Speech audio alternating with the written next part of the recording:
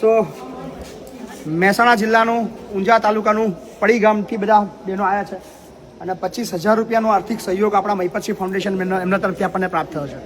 શું મંડળનું નામ છે તમારું? પ્રશ્ન મંડળ.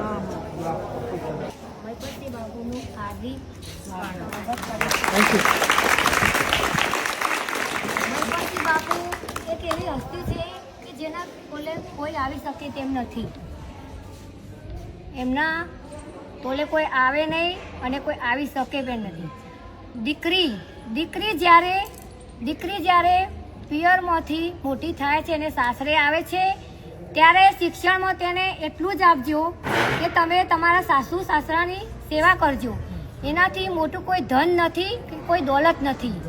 બસ આનાથી મોટું કોઈ ધન નથી અને કોઈ દોલત નથી.